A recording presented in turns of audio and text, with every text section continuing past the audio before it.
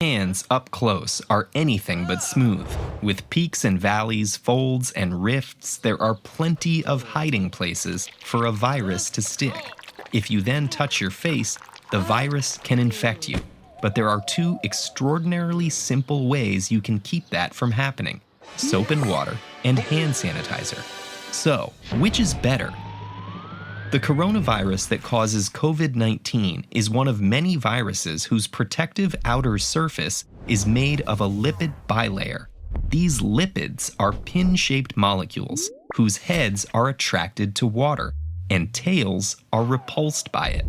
So, in water-rich environments, lipids naturally form a shell like this, with the heads outside and the tails inside. Their shared reaction to water makes the lipids stick loosely together.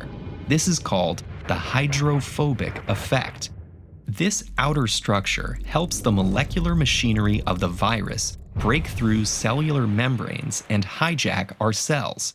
But it has thousands upon thousands of weak points where the right molecules could pry it apart. And this is where soap comes in.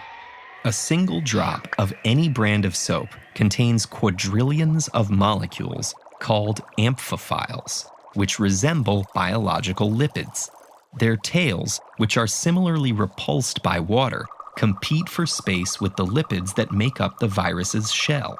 But they're just different enough to break up the regularity of the virus's membrane, making the whole thing come crashing down.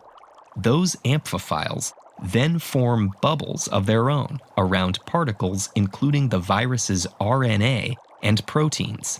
Apply water and you'll wash that whole bubble away. Hand sanitizers work less like a crowbar and more like an earthquake. When you surround a coronavirus with water, the hydrophobic effect gives the bonds within the membrane their strength. That same effect also holds the big proteins that form coronavirus's spikes in place and in the shape that enables them to infect your cells. If you dry the virus out in air, it keeps its stability, but now surround it with a high concentration of an alcohol, like the ethanol or isopropanol found in most hand sanitizers. This makes the hydrophobic effect disappear and gives the molecules room to move around. The overall effect is like removing all of the nails and mortar from a house and then hitting it with an earthquake. The cell's membrane collapses and those spike proteins crumble. In either method, the actual process of destroying the virus happens in just a second or two, but doctors recommend at least 20 seconds of hand washing because of the intricate landscape that is your hand. Soap and sanitizer need to get everywhere, including your palms, fingertips, the outsides of your hands, and between your fingers to protect you properly. And when it comes to a coronavirus outbreak, doctors recommend washing your hands with soap and water whenever possible. Even though both approaches are similarly effective at killing the virus, soap and water has two benefits. First, it washes away any dirt which could otherwise hide virus particles. But more importantly, it's simply easier to fully cover your hands with soap and water for 20 seconds. Of course, hand sanitizer is more convenient to use on the go. In the absence of a sink, use the sanitizer as thoroughly as possible and rub your hands together until they're dry. Unfortunately, there are billions of people who don't have access to clean drinking water, which is a huge problem at any time, but especially during an outbreak.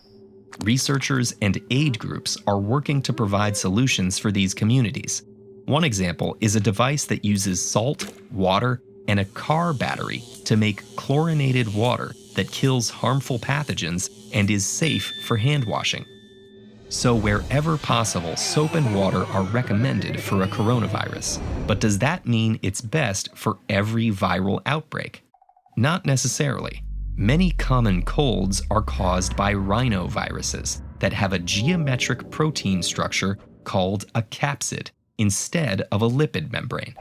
The capsid doesn't have nearly as many weak points where soap amphiphiles can pry it apart, so it takes longer for soap to be effective. However, some of its surface proteins are still vulnerable to the destabilizing effect of hand sanitizer. In this and similar cases, hand sanitizer may be more effective, especially if you then wash your hands to remove residual particles. The best way to know which to use for any given outbreak is to do what's best for all things illness-related. Follow the advice of accredited medical professionals. Need help timing 20 seconds of hand washing? Start now. Wow, nice clean hands you have. Oops, don't touch your face.